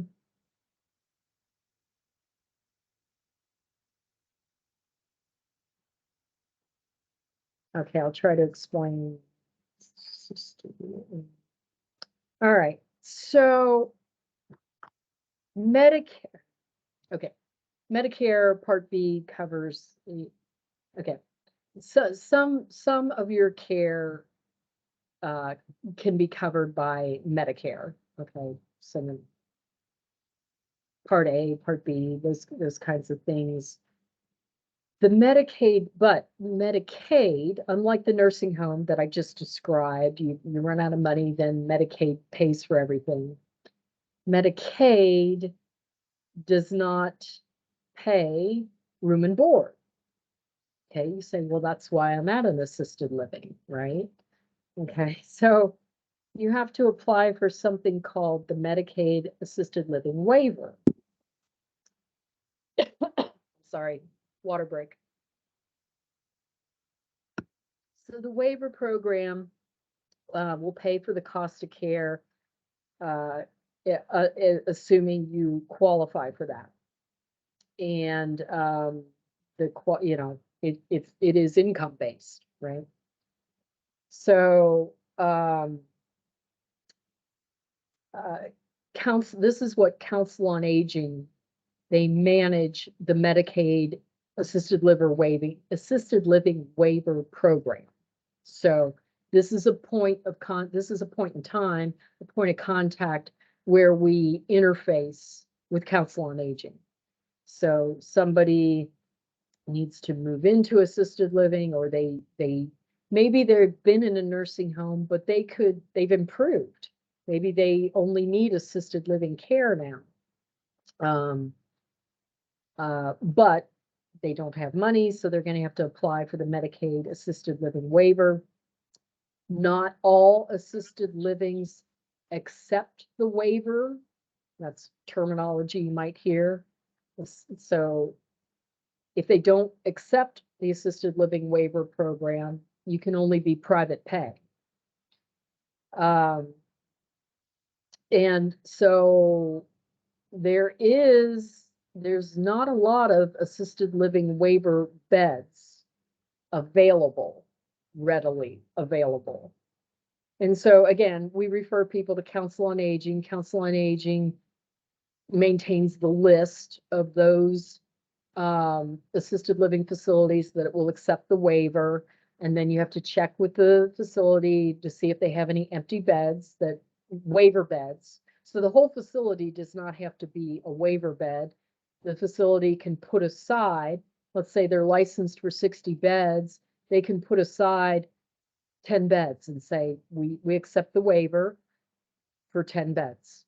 And if those 10 beds are full, they don't have to take you. So that's kind of how that works. Long-term care can be paid by long-term care insurance. That's something you buy privately yourself. Policies generally are maybe on the expensive side, and you have to research them. We refer people to the Ohio Department of Insurance. They have some good tools, things you should ask about. For example, your policy may say that it'll pay for assisted living at the point in time when you have 2 or more ADLs. So if you go into assisted living and you only have 1 ADL, you only need help with your medication or something, your policy isn't going to kick in. And you may think your policy is going to pay for you to stay there, but you got to read the fine print and understand when it will or will not pay for your long-term care. And then finally, there's something called My Care of Ohio. These are people who qualify for both Medicare and Medicaid. It is a managed care system. Every state does not have something like this. So the person who qualifies for both Medicare and Medicaid, and they receive a caseworker who will manage their benefits, and between the two, between Medicare and Medicaid, everything gets paid for. Okay. All right. You don't have to know all of that, but it's kind of interesting, right? So finally, there is something called RF2s, Residential Facility Class 2s, and these are the group homes. These are licensed by the Ohio Department of Mental Health and Addiction Services. And I wonder if that's on your exam. I'm actually wondering. I'm not trying to give you a hint. I kind of feel like it could be, but I don't remember. Sorry. So group homes, as the name implies, they're homes out in the community. A lot of them in Hamilton County. They're kind of in suburbs, whatever. It's a single owner. Sometimes the owner owns multiple homes, and it houses usually 4 or 5 residents. Legally, it can house up to 16, but houses 4 or 5 residents. These are residents that, as the name implies, because it's managed by Mental Health and Addiction Services, these are residents who have usually a mental health or addiction issue, and they need a place to live. And so you're sharing a home with 4 or 5 individuals. So sort of what used to be called a halfway house, is that right? No, I think that's different. Anyway, Because this is long term. You can Okay. stay in an RF2 your whole life. A halfway Hmm. house, I believe, is meant More to be temporary. more Yeah. temporary. Yeah. But the same idea, you're sharing with 4 or 5 people, so the owner or the operator of the RF2 supplies meals, basically room and board. There's usually like an LPN that'll come in once a day and distribute the medications. That's about it. So most of these people are generally physically able. Maybe they've got a walker or something. A lot of these places have stairs and steps, and so that a wheelchair is not even possible. And so somebody's getting room and board, help with their meds. They might transport them to day programs, Alcoholics Anonymous, or other day programs. Some people are able to hold jobs, but they live here, they're on their meds, they're fine as long as they're on their meds and they're getting help with room and board. It's staffing 24 hours. It's not staffed 24 hours. I'm not sure why it's on the slide with a question mark. So, oh, I know why it's marked this way. If an RF2 does offer assistance with bathing or toileting or some of the other ADLs, they do have to staff 24 hours. Most do not. There are some that are 24-hour RF2s. And there are resident rights for RF2s. They're a little bit different. Things it says in their resident rights that are spelled out in the Ohio Revised Code, residents cannot be locked out. So they need to have a key or a key box or something like that. So they cannot be locked in or locked out. So there's a few things that are a little bit different. Normally, we do not assign a volunteer to an RF2. Some of the homes, again, people may have some mental illness. It's not such a severe mental illness that they need to be in a facility or a hospital, but still, the mental illnesses of a minor type. Or some of these homes are for sex offenders. And a lot of them are in less than pleasant neighborhoods. So we generally do not send volunteers here. Just for you to know about. Next slide tells us a little bit more about it. So people private pay to be here, or SSI, which is supplemental security income. That's different than Social Security. So SSI, SSDI is Social Security Disability Insurance.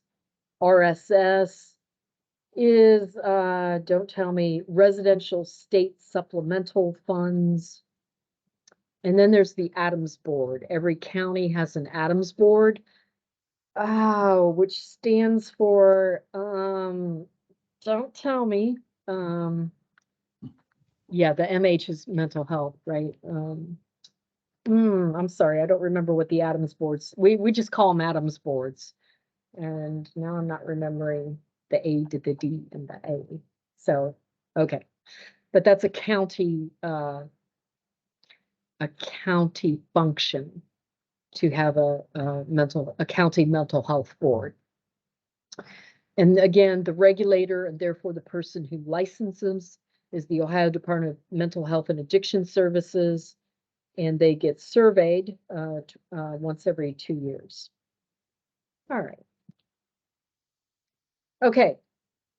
That's sort of, this is a new topic. So those are the types of long-term care. Oh, I know what I need to tell you. So we do go to nursing homes, we do go to RCFs, we do go to RF2s, we do go to long-term care acute hospitals, we do go to county homes, right? Those are the 5 we just learned about. We do not advocate for residents who are inside hospitals. What? Okay, so you're at the hospital, maybe you're in the ER, maybe you're somewhere else, and the nurse is rude to you. They're not coming when you ring your bell. Okay, yeah, those are problematic, but that is not long-term care. So as an ombudsman, we do not go into hospitals. So I think it's a multiple choice question. Which of the following types of facilities does an ombudsman advocate at? Or which of the following does an ombudsman not advocate at? Your clue is you do not advocate for residents, or they're not residents, for patients inside of a hospital. And that allows me to point out, we do not call anyone a patient because this is their home. They are residents. So we are advocating for people. We're going into someone's home. When you walk into a nursing home, when you walk into assisted living, you're walking into someone's home. So they're not patients, they are residents. Okay. Okay. All that. And now this is a new topic. So I mentioned this early in the day, if you can remember that far back, right? We've been at this a while. And that is selection assistance. That's one of our core services where we try to help people decide how to choose long-term care. And these are some resources. So, I think, let me just peek ahead, because I might just go to these websites and show you how they work. Yeah, that'll be a good use of our time. Okay. So there are websites that we refer people to, and we're going to go to lct.ohio.gov, longtermcare.ohio.gov. And we're going to go to medicare.gov/care compare, just so you can see and be aware. As an ombudsman, you know, when someone says, I want to go home, and they're not in the dementia unit or whatever, sometimes we refer them to these resources and say, well, you know, or I want to get out of this place. I want to go somewhere else, thinking that another nursing home is going to be better. These are some resources that we sometimes refer them to. So I'm going to go onto these 2 websites here in just a second, but this last bullet point, the AAA assessment. So early in the day, we learned what the AAA is. Area Agency on Aging. And we learned that in Southwest Ohio, it's Council on Aging. So someone's in a nursing home and says, well, I'm better. I want to go to assisted living. They can call Council on Aging and get an assessment. And that assessment is basically meant to confirm how many ADLs does this person have. And if they truly are better, and maybe they only have 1 or 2 ADLs, then maybe they should be looking for maybe home care or assisted living.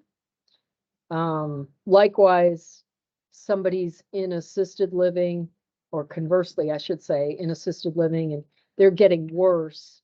They can have Council on Aging do an assessment, and Council on Aging will confirm how many ADLs they have, and maybe they do need nursing home care. And then the next question is, well, where do I go? Okay. So let's hop over to a couple of these sites. Let me go to Medicare first.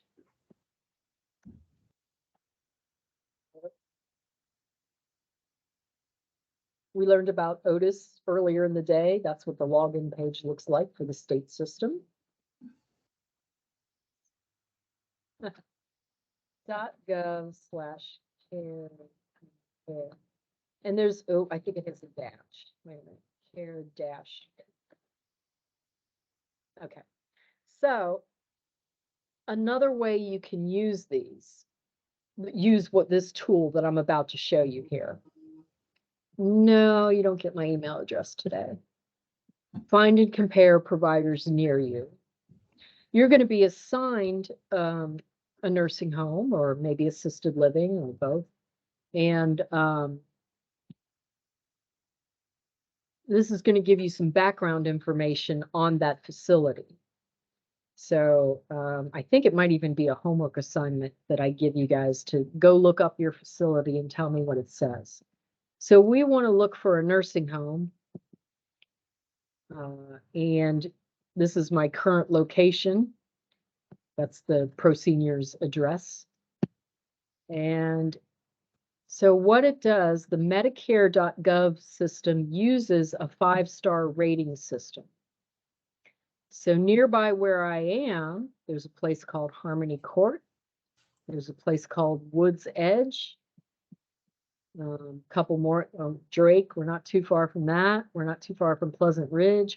So now, look at this. Some of these are 1-star. Highlands, this is in Norwood.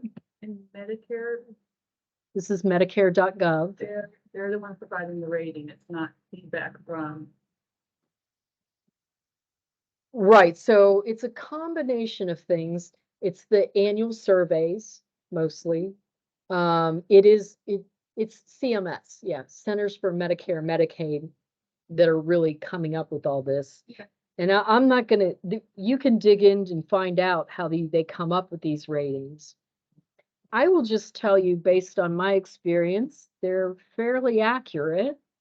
Is Highlands Post-Acute a 1-star? Yes, it is. Trust me. Drake Center getting 4 stars. Yep, probably so. What I want you to see is this red stop sign. What that means, this nursing home has been cited for abuse, and that's in the past 90 days. So if you're looking for a place to send your loved one, sure, they have 3 stars, but they were cited by ODH for abuse. I would be concerned. All right, so let's go, let's do Harmony. Is Harmony Court 2 stars? Yeah, I would agree with that. All right, so that's a below average rating. Now, oh, okay. I don't want to get in the weeds on this. How could they possibly have a health inspection at 1 star, staffing at 2 stars, and then how can they have 5-star? They actually can, but I really don't want to try to explain it. It's just, if you're interested, just, you know. They manipulate it.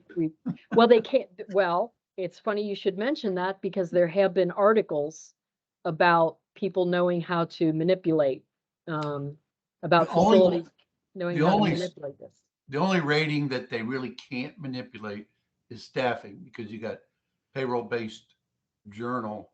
It is payroll based, yes. And so staffing is the only one that I think you can trust. You can't, health inspections, you're not gonna be able Health to inspections, manipulate that one. true.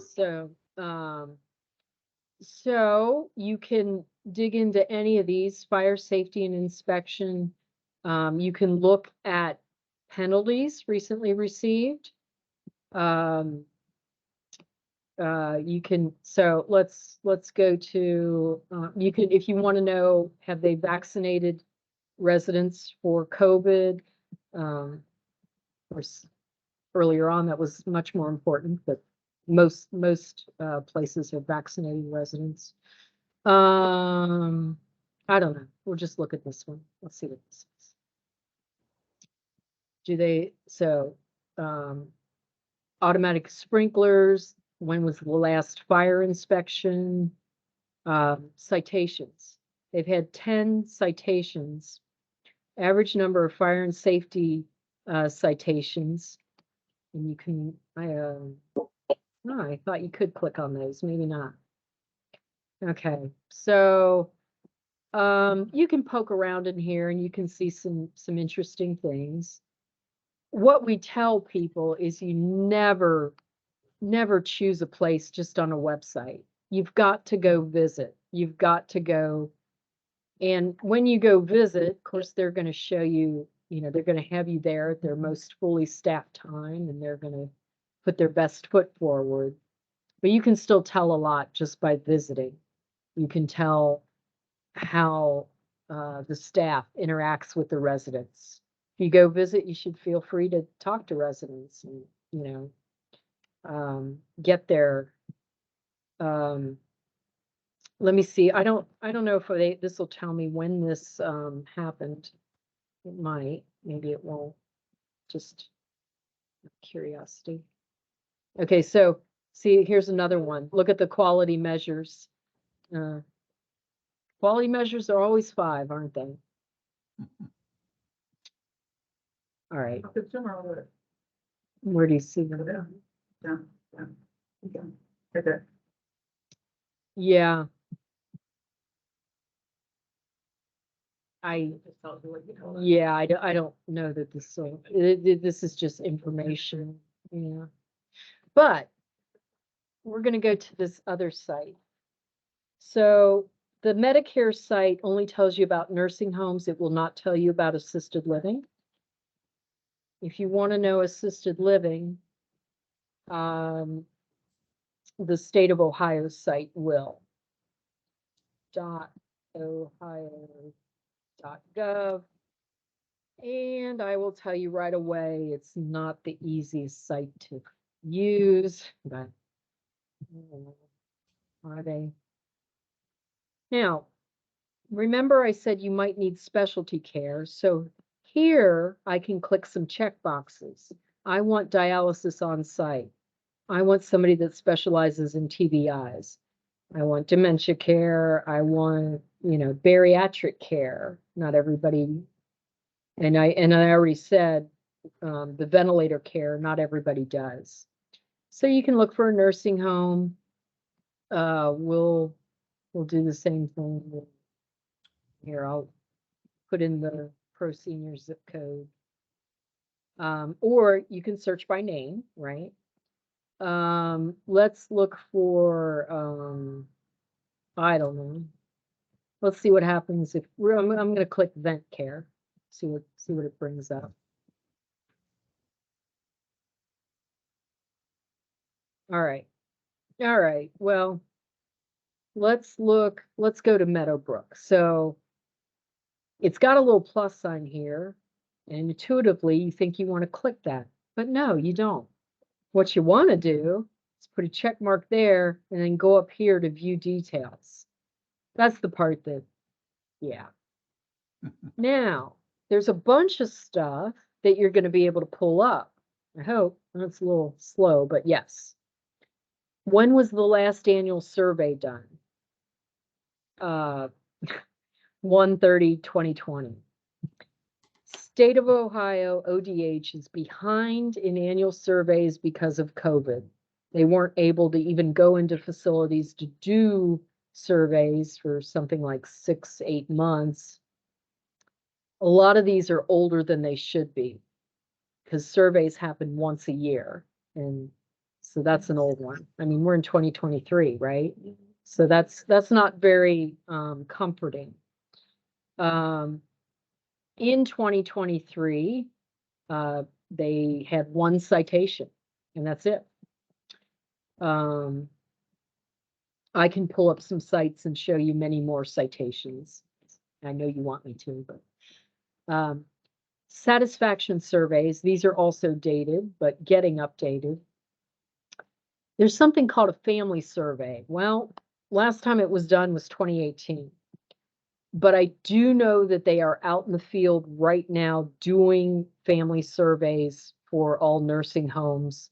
Hopefully this gets updated very soon. Likewise, resident surveys. All of this is conducted by Scripps Gerontology. So I do know Scripps Gerontology is out in the field conducting resident surveys. So while this is very old, we're going to look at it. Because the report's kind of interesting, and once it's updated, it'll be meaningful. So you get this, you click on that, and it tells you this is what residents think of Meadowbrook Care Center. You get the facility average and the statewide average. So how'd your move-in go? Oh, okay, pretty good. How's the environment? Not bad. Care and services, okay, a little bit less than the state average. Facility culture, a little less. Spending time, I don't remember what that one is. How are the caregivers? How are your meals? I mean, the statewide average for how are your meals is a 66. I'm sure all the numbers are lower now because the state of the industry is not great. So overall, Meadowbrook is a 77. It's just about what the state average is. Then you can dive into each of these and you can see what the questions were asked. Were you given enough help? Did you feel warmly welcomed? You can go further. Do you like the activities provided here? Do you usually enjoy how you spend your time? Now, for you as an ombudsman, what does this mean? This might help you see what kind of questions you might want to ask residents. Do you spend too much time waiting for things? Well, that's better than the state average. That's good. So it just informs your advocacy. It lets you know maybe what people were thinking. Now, this is what were people thinking in 2017. So until these get updated, these aren't much of use. But I want you to know that they're there and they are being updated. And one day we'll know. So let's pull up Woods Edge because that's had the whatchamacallit, you know what I'm saying? That had the abuse citation. So I'm going to type in the name.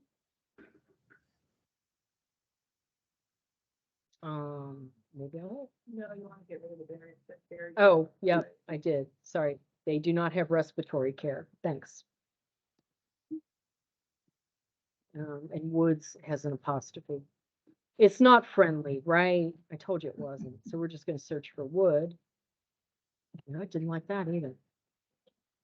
Okay, I'm not sure what it doesn't like. Nursing home. I'll get rid of that. Oh, I'll try.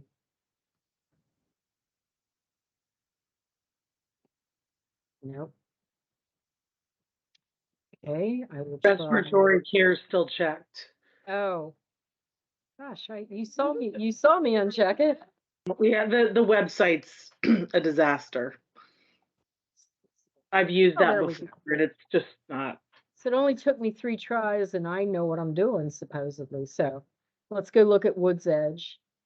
Oh. Okay, look, their survey was in 2019. We're not going to find it. I have another website where I can look up that, but look how many citations they had. in 2019. Now let's go look at the survey. So you can find the survey, and here I can find what the what they were cited for. So see the dates here? So they do have the more recent complaint survey. So that's good. So they were cited last July for an F600 and an N711. So this tells you what an F600 citation is. And my screen is cut off here, but I see the words physical and chemical restraints. Okay. Anyway, you can read through all this.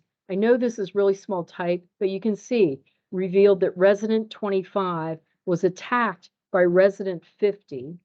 Okay, do you see that? Mhm. So they never reveal names, but you can see here resident 25 stated the ambulance came and took him to the hospital. This must be, yeah. This may be it, right? Because it looks like abuse. Just without reading all this, it looks like abuse occurred and they got cited for it. So there is good stuff you can find here. Now, maybe you want to check all the citations before you go do a visit. You know, you want to know what's happened most recently. Okay, all right.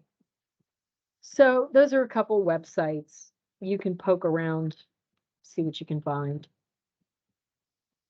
But that's selection assistance. Okay, we don't need this exercise because you're going to know what to do. And this is a good stopping point. So we're going to pick up next week with departments in a nursing home and hopefully get through. Okay, we're going to get through it. We're doing good. You don't know it, but we're doing good. Any thoughts, questions? I did sort of have a question. Yep. Let's say somebody's in a residential care facility and they do get worse. And they really, now they have 4 or 5 or 6 ADLs they need assistance with. Who has the responsibility of deciding that they should be moved from a RCF to a nursing home? Well, the assisted living probably wants to get rid of them at that point. So they probably will recommend that they be assessed and moved to a nursing home. Because they can't, they're not caring properly for the person. If a family member suspects that the care level is no longer appropriate, they can request an assessment. Say, mom's having more and more trouble standing up, and I think she needs help transferring, and plus you're already, so the resident can request an assessment. Sure. Now, when you say assessment, are we talking an assessment by the provider or by the AAA assessment, Council on Aging? Either one can do it. We recommend people bring in the AAA, Okay. but a nursing home or an assisted living, they can conduct the assessment. The AAA, I would think, would have no bias or no, they don't have a dog in the game, right? Sure. Whereas a nursing home might if they've only got 80% occupancy, right? Right. You're right. Yeah. You're right. Particularly if it's a private pay, they don't want to Yeah. they don't want that person to move. Well, Right. well, you are absolutely right. You're airing the dirty laundry, but if somebody's private pay, they want to hang on to them as long as possible. They want as much money as they can get because it's cash. Yep. Yep. And The other thing I see, and there has to be for a residential facility, there has to be an admission agreement or, as you know, a contract. it And is. almost all of them seem to say, they put in there, they don't provide skilled nursing services. And they do that so they're not subject to CMS regulations. Yeah, yeah. Be- Those it's- contracts, nobody reads them and everybody should.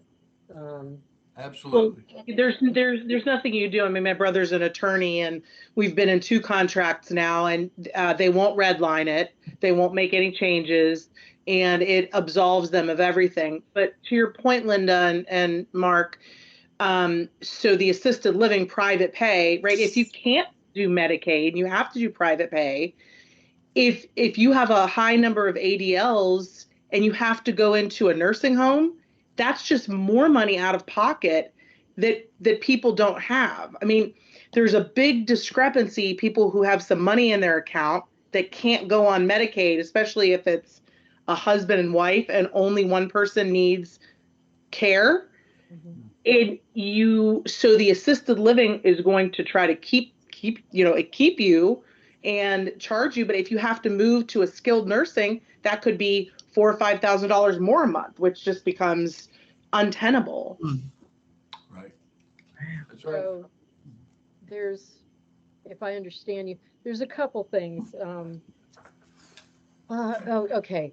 Medicaid is very complicated. There are 200 types of Medicaid, 200 levels of Medicaid. And, Didn't know that. we have Pro Seniors has a legal helpline, and we try to help people walk through that all the time. And I'm not the expert. I leave it to the lawyers here in the building. But there is something called a QIT, Qualified Income Trust. So you're in that middle area. You make too much money per month, your retirement or whatever, Social Security plus retirement is above the Medicaid qualifiers. But it's not, 10 grand a month that the nursing home wants or whatever. So you open up a QIT, a qualified income trust, and the money, the Medicaid qualification monthly income level is allowed to be 2,000. I don't know the exact number, 2,100, 2,200. It probably went up again in 23, and I don't know what it is. Let's call it 2 grand to make the math easy for me. You make 4 grand a month. That's more than 2,000, which is the Medicaid qualification level, but 4 grand a month is not enough for the 10 grand nursing home. Right. So you open up a QIT, you put 2 grand a month into the QIT. Now your income is $2,000, and now you qualify for Medicaid. The money in the QIT can be used for any health care, personal care that you or your loved one needs. But the beneficiary of a QIT is Medicaid. So the money, should you pass on, the money that's left in the QIT goes to Medicaid. And believe me, it only gets more complicated from there. There's way more. There's something called Magi. I don't even think I can explain that. It gets very complicated. That's why everybody needs to see an elder law attorney to prepare for elderhood. Mark, we had this conversation. You cannot solicit customers. Well, and have long-term care. No. And have long-term care. I don't even do my own will. I mean, I have no idea on elder law, but I'm just saying I see it because so many people they're devastated financially, or if they'd seen an elder law attorney, and that's not me or my firm. Yeah. It would And help. then to your point, Edie, when you're married, then the whole spousal thing, the spouse is allowed to keep so much. And you can keep a house and you can keep a car, but then you still gotta pay the taxes and everything on it. And how do you do that? And Right. yeah, no, it's really complicated. Yeah, I mean, it's a really bad situation. I think it bears saying, you've said it a couple times, but I can say it from personal experience. Just a huge amount of due diligence in 2 years in this whole thing, and is that the environment today in the